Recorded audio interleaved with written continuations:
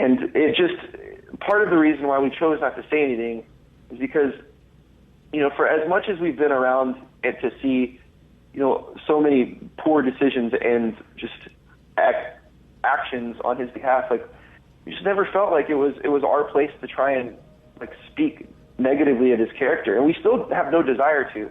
Like the whole point with Tim now is that he needs to figure out a lot of things, and he needed help in a big way that was beyond anything that any of us or anybody else around him, his friends or family, could figure out. So it's just still not our place to try and put him down, because he's made himself look pretty bad already, and he's ruined a lot of people's lives, in the process. So we just didn't really want to say anything because we didn't really have anything to say. Like, everything that was coming out and everything that people were hearing were what was happening. But for us, like, the only times we were drawn to like make statements were when he had taken it upon himself to do things that in our minds were just kind of like crazy, just to make statements on behalf of us. Well, he was drawing you guys in, like he was kind of it felt like he was trying to pull you guys into it. Yeah, and he definitely succeeded in that, but he only succeeded in that to the extent where it's like, if somebody's saying something that's just not true and it negatively affects you, we had to say something, we had to respond, and it just bothers me so much that we even gave into it, but it's like, you can't let this be out there. Like, I couldn't imagine us, putting up another Woven War song or putting up another, studio update, knowing that somebody challenged our character or tried to make light of a situation that they created and make themselves look like the victims and blame everyone else, when really there's truly victims in this situation that nobody knows of, and they are 100% victims by his, by his activities and everything. So it was just wrong, and it sucks that we even had to say anything, because we would rather have just focused on the music and what we were doing and the future. But it was just instigated, I think, in those two instances, and now, the timing has come where we have to talk about Woven War. We have to like try and promote this record, and so these questions and things that people want to know about, that's something we're going to have to address. So we're not going to just shy away from it. Yeah, it's an important part of our past, and it ultimately dictated our present and our future. Lovers, beg your forgiveness right now. Fathers, speak to your kids right now. To the prince, to the king, to the fathers of the free.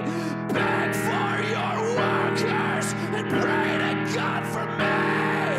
Bleeding hearts meet bleeding crowds.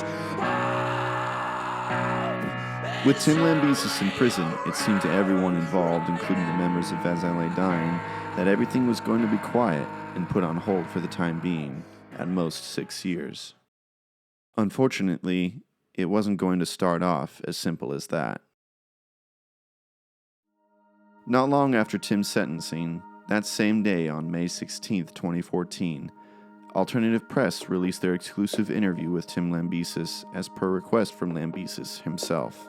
Whatever kind of relief the band members may have gotten from Tim's sentencing trial was dashed away when reading Tim's comments in the interview. His inability to take full responsibility instead of blame shifting to his life situations and other people was disheartening to say the least. 3 days later, on May 19th, Nick Hepa posted another post on Facebook on behalf of the rest of the members of the band, even though the rhetoric came more from a personal viewpoint. Last Friday, I sat in a courtroom to support a friend. For the better part of a decade, our professional and personal lives were woven in a relationship akin to family. As if family, the intention of my attendance was to publicly acknowledge the deep care and compassion I hold for this individual. I watched as she searched for the strength to behold her transgressor for the first time in over a year since learning of his plot to have her murdered. I listened to her describe the love she once possessed for this man, whom she adored, trusted, and depended on as her husband. I followed along as she detailed his abandonment of her and her children, a betrayal he failed to own but opted to blame on a lost sense of morality. This excuse became further excused by a defense that drug abuse had clouded his judgment. She attempted to rebuild a life with 3 young children apart from a man who viewed them as disposable. The strength and resilience of these children, whom she saved from abandonment, poverty, and certain early death, were being further challenged by this domestic unraveling. Her desire was to give them love and stability. His response was to have her executed. I observed his defense acknowledge the crime, but defend it once again with the argument that steroids created mental instability. I followed as the prosecution reminded the court of an intricately calculated series of actions occurring over the course of many weeks. A scheme which involved using her children to secure gate codes for a would-be assassin and his plans for their further exploitation as an alibi, a plot indicative of careful premeditation over momentary mindlessness. I watched as a judge highlighted how many men use steroids but do not plot to murder innocent women, and for someone to move towards such action reveals something twisted within their character. He continued to point out that a willingness to involve children in such matters is deeply disturbing and reprehensible as well. The accounts I interpreted within this courtroom were details of people in a past that I had known and observed firsthand. All and everything was as I knew it to be.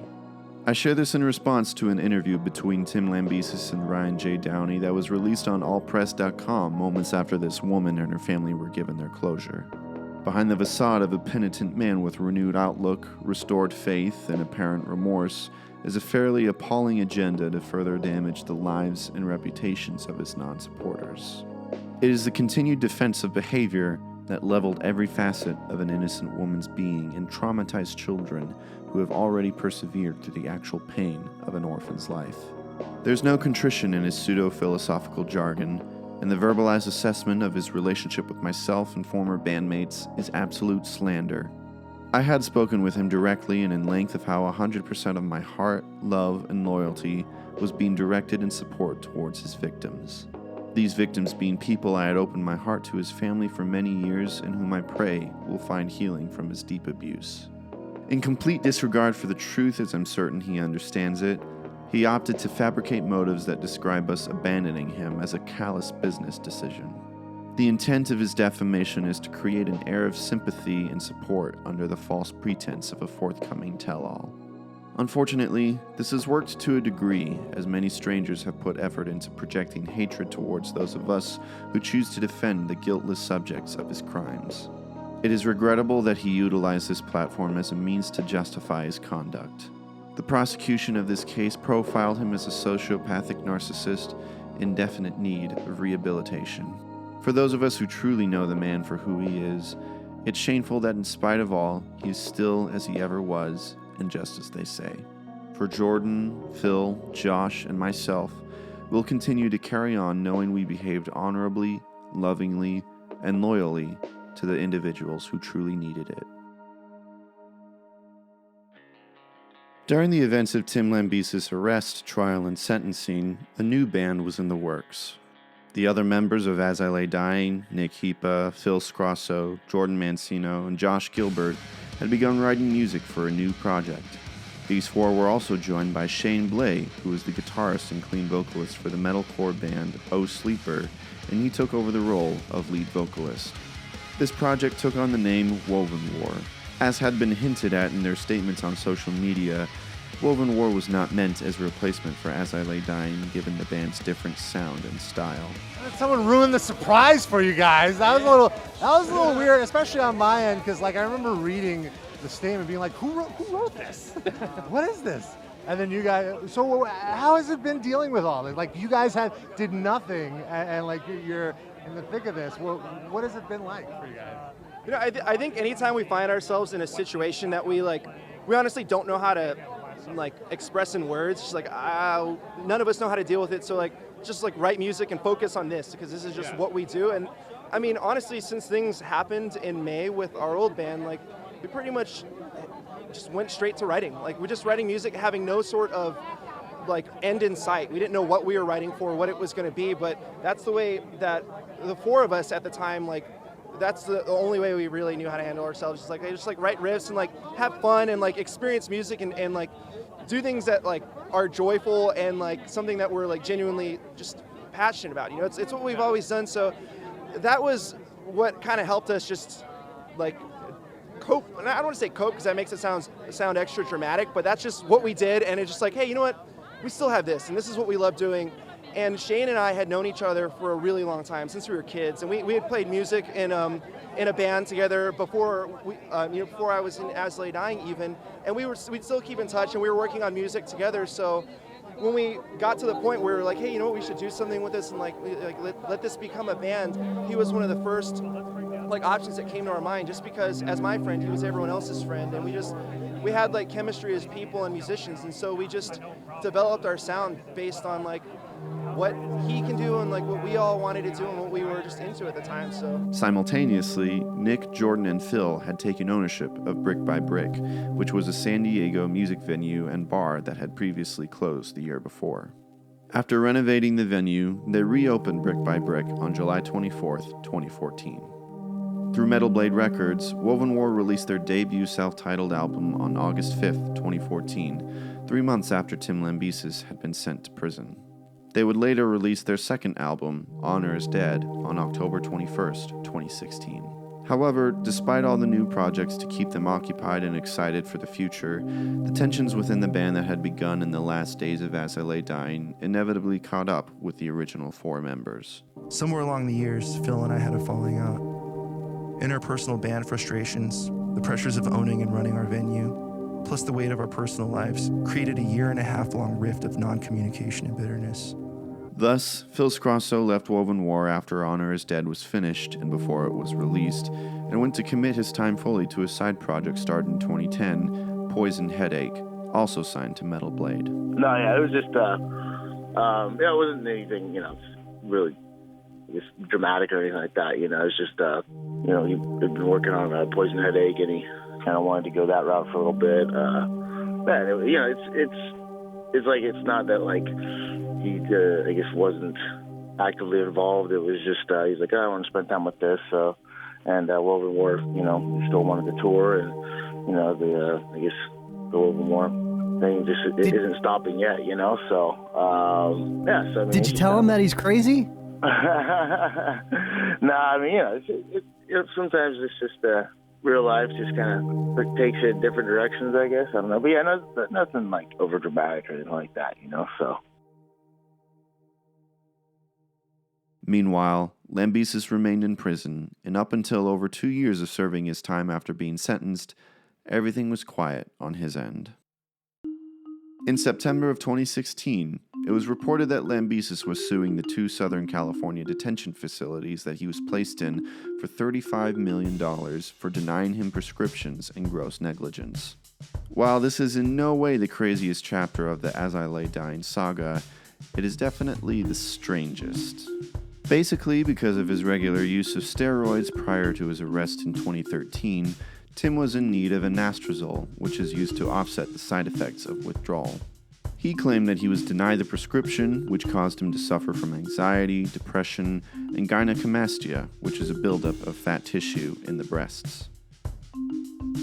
On or about June 10, 2014, my very fears evinced themselves upon my physique in the first palpable formings of painfully sensitive breast enlargement. Panic-stricken at these initial signs of gynecomastia, I began to physically shake uncontrollably, shivering with battling anxiety and depression. Such chronic anxiety caused me to compulsively rub and scratch myself excessively and upon unusual places of my person. On or about July 10, 2014, I noticed my breasts ceased enlarging, having attained gynecomastic maturation, that is, fully formed male mammaries, respectively. The terror I felt at this moment of confirmed maturation has left me traumatized indefinitely. Without further recourse, knowing the situation hopeless, I could not help but test the painful sensitivity of my fully formed breast with hardened, hurtful... I can't read this. This is too awkward. Basically, he needed an anastrozole, they wouldn't give it to him, he got mad and sued them. He also sued them on punitive damages because of how his enlarged breasts would affect his appearance when performing on the stage, and in turn affecting his music sales and financial income. He also added how his sensitive nipples affected his guitar playing and ability to concentrate while writing music. The punitive damages were dismissed, but the medical negligence claims are still waiting to be tried.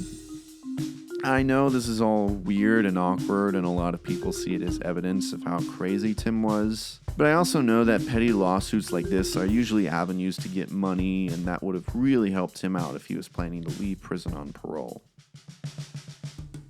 On December 17th, 2016, over 3 years before serving time, Tim Lambesis was released from prison on parole. Once the news got out that Tim was released, many speculated as to what he would pursue next. Would he continue his crazy antics? Would he do something to lead him back to trouble with the law? Would he continue his career in music? Would he revive As I Lay Dying, or would he start something new under a new name? The public waited in anticipation for the next chapter in the story. For Tim, the next chapter was to pursue schooling. Amongst a handful of undergraduate degrees, Tim's main focus was courses in addiction treatment that he had been working on while in prison. He eventually became a certified addiction treatment counselor and then worked as a case manager for a year after being released. Afterwards, he began a Master of Social Work program. While he was taking classes, Tim was also experiencing being a newlywed. It soon became known that Tim Lambesis and Amanda Dubord had gotten married while Tim was still in prison back in 2015. 4 years after they had gotten married, the couple both made individual posts detailing their wedding and married life afterwards. She was my source of strength through the hardest 6 years of my life. She loved me at the top before I fell, and she somehow loves me even more now.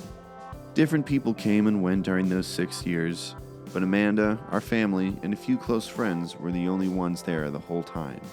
She hated seeing what I became, but she was still able to see that the man she loved wasn't lost forever. I reached out my drowning hand, and she helped pull me ashore. Amanda drove hours to see me in chains behind thick glass for only 30 minutes. There were weeks when I was on 24-hour lockdown, and my eventual 15-minute phone call with her is what got me through depression and isolation. When I finally got transferred to a medium custody facility, I was able to finally see her in person again. We had been talking about it for years, and finally ended up getting married about 6 months later.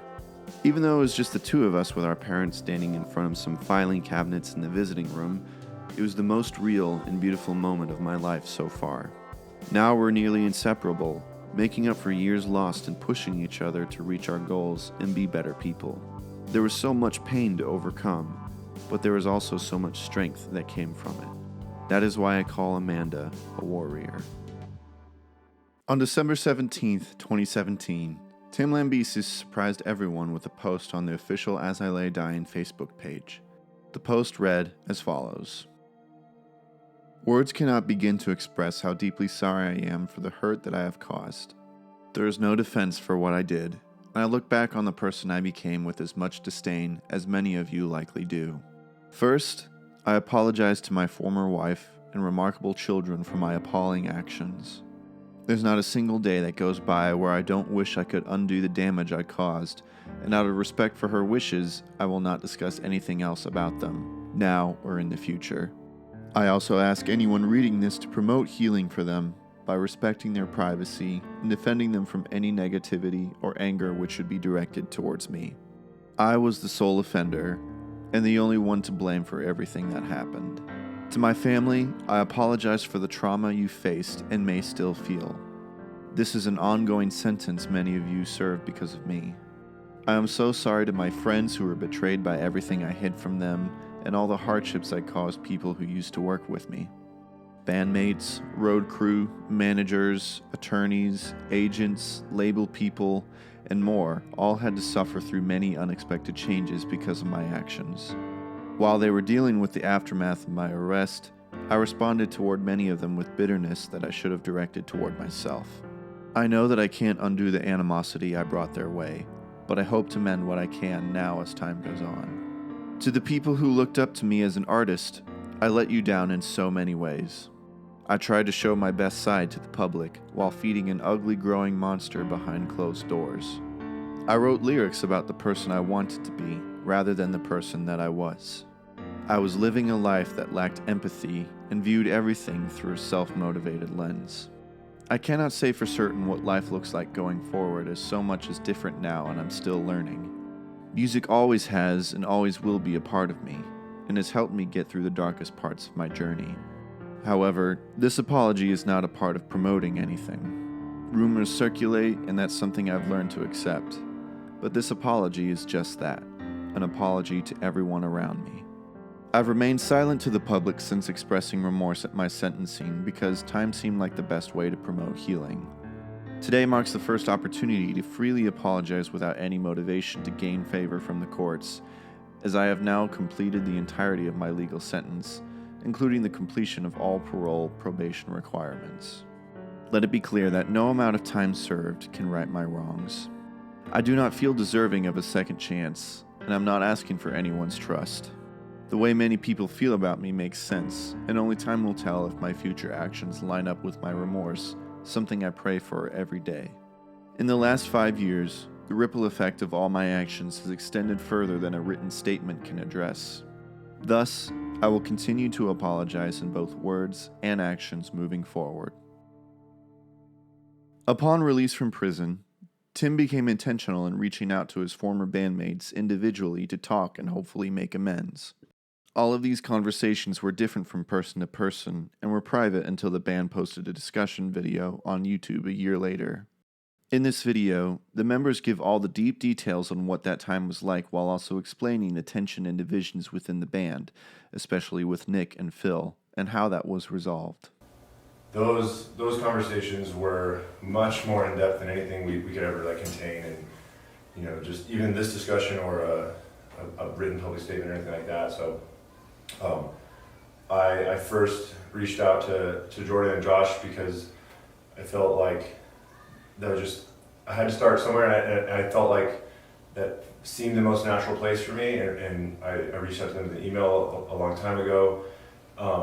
And the first individual conversations we had were mainly me listening so that I could better express my apology for the ways that I hurt them. I guess what the concept I would talk about is ripple effect of, there's the obvious wrongdoings that I made, and then there's the little ways that they sort of spread out beyond that and hurt people in so many ways that I really wasn't entirely aware until I got home, and those conversations kicked off, and then I was able to sort of better understand what they'd been through, and I think more sincerely apologize because of that. I remember around Thanksgiving 2016, I got a text, and it was, this is Tim, really sorry, I apologize for so-and-so, but there's a lot more that I think could be better said on a conversation. And initially, I was blown away because, first of all, I had no idea that you were out, and I had just gotten off tour with Woven War. It was the holidays. I don't know, I thought, a lot of me thought it was a joke, somebody playing a joke on me. I spent a couple of days debating with myself how I was going to respond to that, and I hit up Jordan being like, dude, I got a text saying it was Tim and that he'd like to talk to me on the phone, and you said that you'd gotten one as well, and we both didn't really know how to process that. So a few weeks went by, and then I finally got up to the nerve to text him back, and I told you that, at that time I was not really prepared to have a conversation yet, but that I would think about it. And I think, man, it might have been not until maybe February until we finally got on the phone, I think, of 2017. And and it was, like you said, it was quite a bit of just, I think I kind of just laid it all out there, what specifically that you had done that, like you said, the ripple effect and how it had affected us and myself personally, and, everyone affected by the situation. And it was really helpful, but at that time, I think, it was still, you were just sincerely expressing kind of apology for what had happened and how you had treated the situation even after you'd been arrested and stuff. And it was important for me, and it that was the beginning, I guess, of at least me personally seeing the change in you as opposed to where you were before you went to prison. music is a personal passion, and then music is also a business, and then so naturally we were catching up on a personal level, like business weren't part of the first conversation, but then when I did talk about music, it was like, hey, I remember you and Josh both, like, I don't even want to get into this at all in terms of your love for music, that's fine, but if it crosses over in business at all, like, without a doubt, like, we all need to be communicating together, because you guys had such a high concern for how everybody felt about it, specifically, you know, how you guys felt about it, and that was tough because our communication happened a little bit slower, but not that that's bad, but it just took longer. So I was like, kind of in this weird spot where it's like, well, I'm excited, you know, like I felt like I'm able to do music on a personal level, not even like with the band, but just like I'm able to, like, you know, I got my own little rig at home, I can record music, I can do all this kind of stuff, and I'm excited about it. And like every time I talk to old friends or kind of rekindling those friendships, I wanted to like discuss music, you know, and it was like, I see the skepticism of like, does that cross over into, does he have like some business agenda, you know? And I think that pushed you guys away further. I guess for me give it a little more context, is that what happened in 2013 wasn't like the start of like, you know, the end of our relationship. It was years before that. And finally it was like, when this happened, like as terrible as it was, I felt like a sense of relief that like, I don't have to do this band anymore. Like, I don't have to be so angry about a lot of things that are going on. And, you know, so it took me, you know, going through that and then being like, well, what am I going to do? What are, you know, the rest of us going to do? And we kind of, you know, just set out to keep doing music however we could. And it just kind of, when you went to jail, it seemed like kind of like a peaceful period for us, that we didn't have to deal with you and deal with any sort of manipulation, didn't have to resent you, but every little thing that came out, whether it was an interview after your sentencing, it was just like, all of us were like just fueled by this hatred of like, God, like even when you're not in our lives, we're still being affected by it, and we'll continue to be affected by it. And so, you know, it put a lot of strain on other relationships, like amongst us as well, because like Nick and I weren't exactly like, you know, we didn't really process our problems either in the most responsible way. So our relationship was deteriorating. And like, so when I heard that you were getting out of jail, it wasn't like, all of us were just on edge. Our community was on edge of just like, what is this guy going to be up to now? And, you know, not just our local community, but the music everywhere, because we were all touring around, and our friends in other states, countries would be talking to us about things. Like everyone was just, what is going to happen? And, you know, we all tried avoiding those things as much as possible. And I just said, I will never do that band again. I will never play music with that guy again. Like, why would I? Why would I do that? I was already enjoying playing with other musicians that weren't, you know, putting a strain on my life. So it wasn't until, I mean, in all the emails that you had sent for the years after your sentencing, or before the sentencing and then after, like, I'd say, don't talk to me. Like, I don't want to talk to you. You were definitely the most direct, like, and you actually said it very kindly, but you were basically like, dude, go kick rocks. Like, I don't want to talk to you. You know, and I appreciated the directness of it. But I also, like, wanted to express, because I was becoming more and more aware of all those areas that my life had affected yours. And so I wanted to somehow be like, well, I don't want to, like, be overly ambitious and trying to, like, insert my way into your life, but I do want to at least be able to properly apologize for it if it's healing and helpful in any way, you know? Totally. And there was that one email I remember responding, like, I was like, I'm glad you're doing good, like, you know, it seems like you're picking your life back up, but I don't care. Like, I don't want to get involved, I guess. It wasn't that I didn't care, but, like, I don't want to be involved. And then it wasn't until, you know, kind of hearing from Josh and Jordan that, you know, they were kind of speaking with you and things were kind of, like, okay.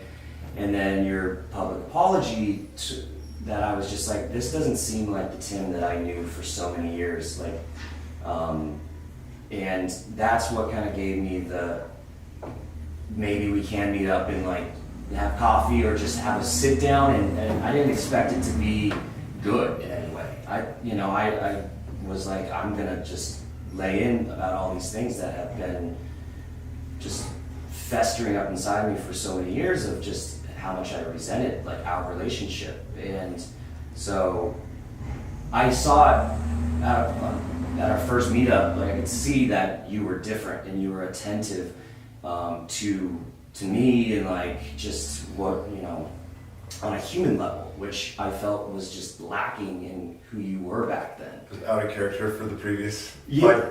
version of me, I guess. Yeah, I mean, this is like, and then that went well, and we've been meeting up since, and then, you know, it kind of got me realizing, well, if you and I can patch things up, like Nick and I can patch our things up. And it's been such a relief to not be holding on to just negative feelings towards you guys, towards anyone in this band, and to just kind of realize as we're all older and more mature that like now's our time like to make this the most positive thing that it can be. When we started Woven More, it was our outlet to channel everything that we didn't know how to deal with. But the important thing to note is that we didn't know how to deal with anything. And we recognized that we weren't victims at all. We were just as close to the center as we possibly could be. So like, we just need to be strong, we need to carry on, and we need to channel ourselves into something really positive, which was that first record that we were insanely proud of, and I think we are all still proud of. And we just figured, and I figured that if I just put my life into positive activities, positive work, positive meaningful work, then I could get through this. We can move on with our lives and everything would be fine. And publicly we didn't say anything about Tim. We had no desire to try and feed into whatever anyone was trying to make of the situation. And I remember we went to your sentencing and I saw you give a courtroom apology where you were crying and you were very sincere in what you were telling everyone. And I remember being like, man, maybe this past year, like Tim has changed. Maybe he's had like a genuine realization of the damage that he's done to people that he once like loved the most. And I remember leaving that, and we all did feel like a sense of peace for a second. We're like, okay, like he's sorry, he's gonna have to pay for it. Like that's what happens when you do what you did. And it was like a couple hours later that an interview came out that was just one long excuse. And there was no ownership. It was just, I did this for all these reasons and everyone else kind of led me to this. And that's the moment that whatever like shred of empathy that I had for him turned into just blind hatred. I was like, this dude went too far down that dark road and he's never coming back. And he almost fooled me once and he'll never fool me again. And so we publicly said something about it. You know, we could not let that go unopposed.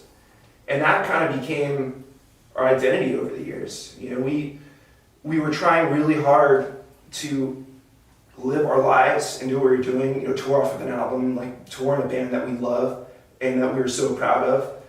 You know, and around every corner, somebody wanted to talk to me about what I thought about Tim or what he had done, and I could never escape it. And it became like the identity that this dude gave me that I couldn't work past, but I figured over time it would go away. And I remember I did one interview that I was like really stoked on. I was like, man, we're talking about all these things, like these are all the meanings behind the songs, this is how we got here.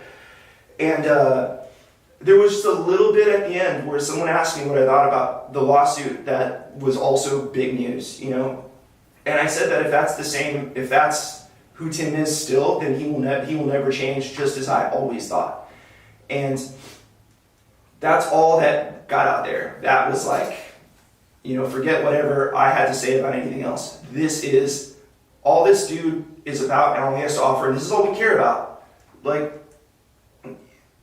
for whatever reasons people may have, like perpetuating the sensationalism of our lives was destroying me because I couldn't work past the hate that I had, and I couldn't be like free of being reminded of it. So I was like, dude, I'm done. I'm not gonna do any more interviews, and I never did. And so we toured, and it was positive. And then on my birthday, Tim dropped an email. You know, he was like, dude, I'm out. it's been a long journey, a long process for me. And I just really want to let you know how sorry I am. And my response was like, dude, no, I know who you are and you can never tell me who you are. Like, you've proven it to me over the years who you really are. Over the course of the next like 7 or 8 months, you kept on hitting me up. I'd be like, dude, if you give me a chance, I would love to show you what I've learned and who I've become. And I wouldn't do it. You know, I think I was nice about the way I was trying to be kind with refusing that, but like, I always knew who you were, and my hate for you grew every day because I knew that now you were out, you were going to do something, and it would never end for me. And it like manifested itself in actual like physical pain, you know? It was like grinding through my teeth at night, and like had genuine medical issues because of it. And so I just tried living my life peacefully, flying under the radar. We were working on music. We were working on the venue, doing band stuff. You know, and I still couldn't get away from it. I couldn't go to a show without somebody like tricking me into showing up on their podcast and goading me into a statement about you. And I tried so hard. I was like, dude, I don't want to say anything. Like, I wish I could just disappear. And I tried to say the most benign non-answer that I could think of. And that still ended up out there. And all of that still like fed nothing but pure resentment for who you were and who you made me become. And I was expecting something from you, but what I got from you was not what I expected. When I saw you publicly own everything you've ever done, I didn't know what to think about it, because it was the last thing I expected. And I remember thinking like, okay, no, the other shoe's gonna drop next week, you know, and it never came. So when Tim did reach out and was like, hey man, I know, he always was hitting me up and was like, dude, you're probably not into it, but if you would like to meet up with me, like the offer still stands. And so I finally took him up on it. And when I met up with him, it wasn't very positive at first, because I was like, look, I've seen you say you're sorry. You've said it how many times, but when has it ever been real? You know, if you were sorry at this point, then why didn't you do this? You know, and it was nothing but like genuine remorse on his end and taking responsibility for everything that he's done. And I was watching, like every question I had for him, I was just staring straight into his soul, looking for any hint of inauthenticity, because I was just like, I know that this is a trick, and I didn't see it. And when I finally like let my guard down, who was standing before me was actually someone who was genuinely contrite, like remorseful, and could never take back what he did. The fact that he made victims out of really good people, and all of us that were close to it were also hurt, and the people that still supported him, that still loved him, were also hurt by it. You know, seeing the emotional toll that it took on his parents who didn't deserve it, it was, I think, far more rehabilitating than actually just sitting in a prison cell and being gone in prison. So that's what it took. It took all of those years, him facing punishment, the consequences for his actions, living in the ruin that he made for himself, and also acknowledging that it would never end. You know, what he did was very public, and it could never be forgotten, and it shouldn't. But that's part of what he has to endure for the rest of his life. But when I saw who he was and who he had genuinely become, I let go of that, and I wanted to let go of it because I had never handled it, and I let that pain and that hurt and that hopelessness, I let it become my life force in the form of hatred and I used that as my strength for all those years, but it devastated me on the inside. The person Nick had all those hard feelings about, he was right in so many ways, because literally leading up until the actual sentencing, you know, that was the timeline of when I had said all those things, you know, and then those things had been said and recorded and, you know, to come out sometime later after my sentencing. Then my sentencing happened, and that moment in the courtroom was true and genuine, but I didn't have an ability to like follow up with it in any way. And so the way that Nick viewed it made absolute sense to me when he explained it to me. And I was like, I get that, because how insincere does that seem? You know, that I'm in tears in this courtroom, yet you read this statement by me that says something opposite of that, you know? Yeah. Listening to this conversation, I'm sure, is very heart-wrenching for most, as it was for me. In all transparency, I was never a particular fan of As I Lay Dying's music in my younger years when I was into that kind of music. I never knew much about the band before making these videos aside from what the general public knew. But the more I got invested into the band and its members and the relationship they had formed together as I made my research, the more devastating and heartbreaking it was to have the knowledge of what had happened. Especially while remembering such heartwarming moments like this in their documentary from years ago concerning Jordan Mancino's father.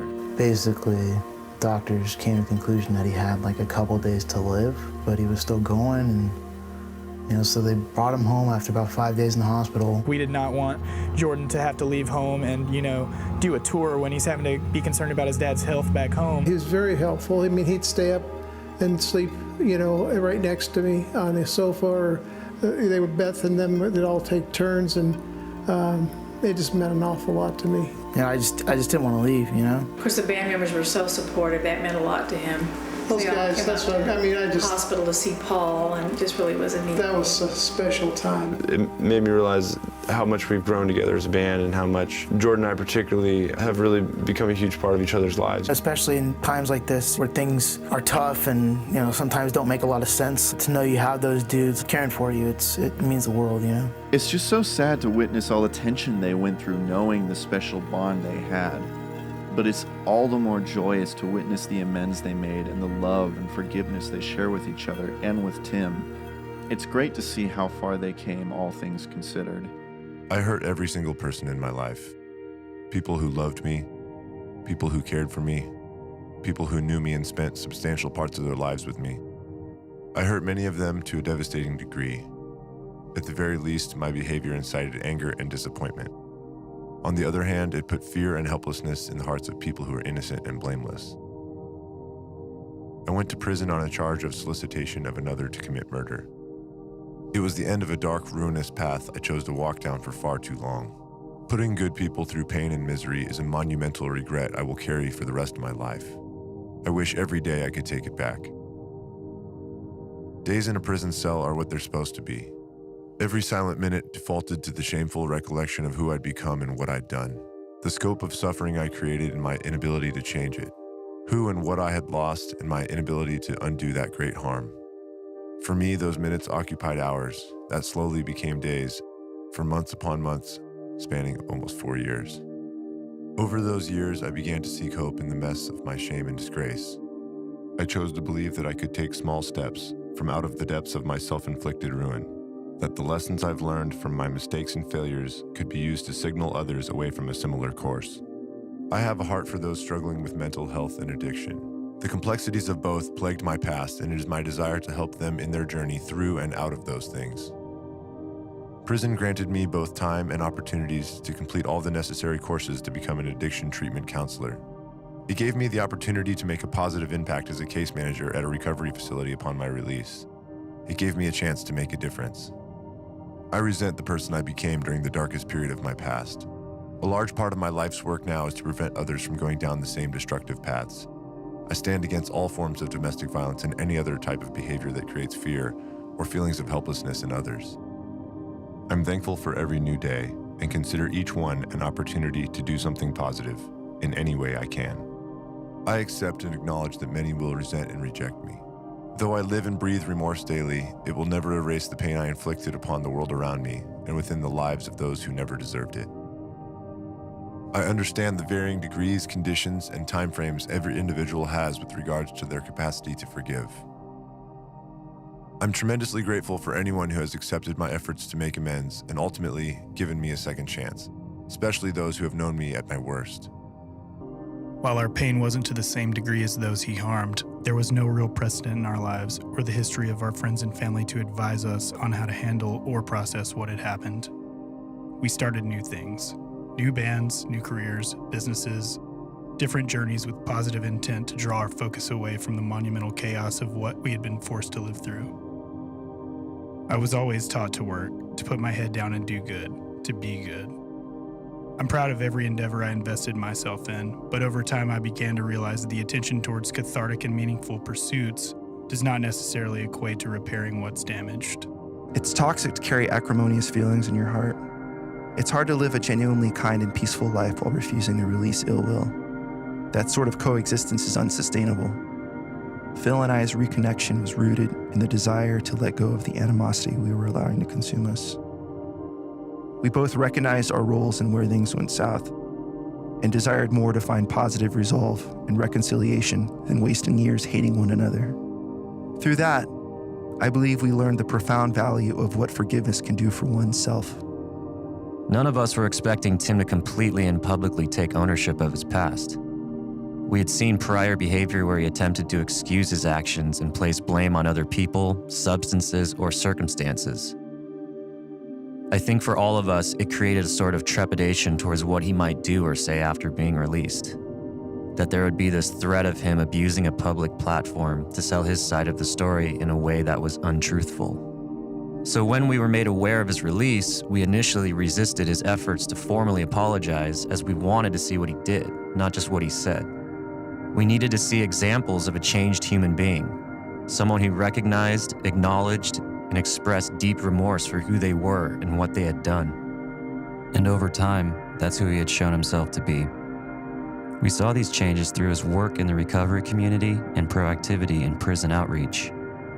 He also respectfully utilized the reach of our band's platform to not just say he was truly and deeply sorry, but to take responsibility for everything. I hope the downfall of my past can be redefined by the way I live the rest of the life I do have ahead of me. That I can prove over time how the process of serving my sentence created a renewed sense of purpose and desire to do what I can to make amends with those I've hurt. To put my life into the people, works, and endeavors I love, and contribute in all the ways I can to facilitate healing for those who've ever felt hopeless, broken, alienated, desperate, or traumatized. We live in a climate that perpetually highlights stories of disgrace, misery, or failure. Where ours was at one point all of those things, I believe there can be powerful potential in the wholehearted pursuit to do what it is we love and have chemistry doing together. And from lessons learned from the past, and through this endeavor, extract lessons of love, forgiveness, healing, and the ability to turn your life around from its lowest point. By trying our best to make as much good from this as possible, we commit to sharing and standing behind a rather simple message. There can be hope for everyone. You know, when that barrier was removed, it's like, okay, we spent a huge part of our lives in, you know, a bus or a plane or a van together. Like, what do we do together? You know, we play music, we've written music, and it kind of just like came about like, let's try to write a song together, you know, that. And with no grand plan, no, you know, business marketing plan, like PR team, like we just recorded a song. We wrote a song and recorded it. On June 8th, 2018, As I Lay Dying released the music video for their first single in 6 years, My Own Grave. At the time, the band had no concrete plans to release a new album, but after a few tours and another single, As I Lay Dying finally announced on August 9th that a new album would be released with the title Shaped by Fire. The album was released on September 20th of that year through their new record label home, Nuclear Blast. Many of the themes of the songs dealt with the struggles Tim and the band had been going through for the past 6 years or so. It really sums up, I think, a theme within the record, and that is, you know, we're shaped by our experiences, and we've all, 5 of us have had different experiences, and they've all been painful at times in different ways over the last 6 years. And but even though they're all different experiences, they've all shaped us and they've all helped us grow as people. And I think that we can go through a painful experience and we can either be crushed by it, or we can kind of rise from it and let it refine us in a way. Regardless of what somebody's gone through, if they choose to turn those experiences into something positive, it's a lot of work and it could take some time and healing, but eventually even our most painful processes can become very positive in the end. But I do think the song The Wreckage has some lines in there that remind me, because the song starts out talking about, it's the visual of like a wreckage, almost like a boat wreck or something, and it seems so overwhelming at first. And then towards the end of the song, it's talking about that same wreckage, looking at it from a different perspective. It almost seems like those are the pieces that you use to help build something great. Where's your heart gone and where's your soul? Where did all of your faith go? And where's our spark of failure store? Well, I bet we find it in no time at all. We'll find it in no time. We'll Audio's find rolling. it in no time. It's good. We'll find it in no 3, time. 2, 1. We'll find it in no time at all. So what was the point behind this series? This whole 3-parter that I didn't even realize was going to be a 3-parter when I first had the idea to do this. Like I said before, I wasn't originally an As I Lay Dying fan before. I had heard of them, and when he was released from prison and the band had gotten back together, I didn't like it. But after going deep into the whole story, I've definitely formed my own opinion on it. The point of these videos wasn't to convince anyone to come to my side or come to As I Lay Dying's side or to justify Tim's actions or anything. No, what I really wanted to do was just to show everything and tell the whole story as it was. I wanted to show Tim and the mistakes that he made as black as they actually were. And yet I still wanted to show the redemption side of it. It's not my intention to change anyone's opinion. If you were a former As I Lay Dying fan and your conviction is that you don't want to support them, you no longer want to buy any of their records or anything, that's fine. But the way that I feel about this is that even though this whole thing became a very public event, the amends that needed to be made, the reconciliation that needed to be made, I feel like has no business really being as public as most people want it. Because of course there is the case of Megan, because of course I haven't forgotten about her. No one should forget about her, honestly. It was her and the kids who were the victim in all of this. They more so, way more so than the fans, more so than the bandmates. Megan and the kids, they were the victims in all of this. And while I would love to tell a story of reconciliation between her and Tim, there's nothing there, honestly, because as Tim said in his public apology, he was not going to talk anymore about her. Her life was her life, and no one really had any business knowing her life. So I don't know if any true reconciliation was had there. We know that Tim apologized publicly, but the way that I see it, and this is kind of how I judge the whole outcome of this story, is I look at the relationship between Tim and the band. Because while this was all going on, the band was clearly in support of Megan and her kids. They, like Nick had said, they were like family. I really don't see if the band really saw that or really felt that Tim was still, I guess, the same person as he was. I wouldn't see them supporting Tim in any way or being involved in him in any way. But seeing how they have come to accept Tim, I don't think they would do that if they didn't think that Tim was a different person than he was before. So my guess is that there was reconciliation, or at least an attempt, a wholehearted attempt on Tim's behalf. That's between Tim and Megan. All I see is that Tim has definitely made a change in his life, and the people that knew him most support him. And that's really all that I need personally to judge this whole situation. The thing that everything that I get out of this is that the inspiration that there is hope for someone even like Tim Lambesis, and that there can be redemption, there can be growth from even the worst situation, and over everything. I know it's cliche to say, but it's great to see how love and forgiveness can overcome anything. Now, there's also the question of whether, where the faith of As I Lay Dying lies, or even of Tim Lambesis.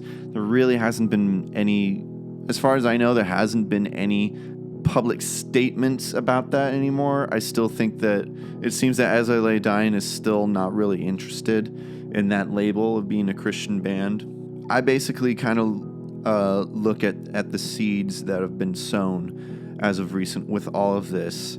And for me, it's a little difficult to see how God wasn't involved in this in some way through the lives of the band members. I could be wrong. You don't have to be a Christian person to be a good person. But it's just hard to believe that through all of this, that God hadn't affected the members in any way through all of this. It's hard to imagine forgiveness and love of this level without Jesus being involved. And also, just judging by the lyrics of the new album Shaped by Fire, a lot of it is about redemption and about self-betterment and remorse and everything that Tim went through. But there is one song called Take What's Left that it's hard not to imagine that it's about God. I would encourage you to go look at them. But there's also the chance that it could be about Tim's wife, Amanda. I guess we'll see if maybe in the future they'll make some sort of statement or whatever. I hope you guys enjoyed what I've put together. I hope it's made you think, and I hope it's inspired you in some way. So that's all. That's the end of the trilogy. The Wreckage trilogy, as I like to call it. And I'll see you guys in the next video.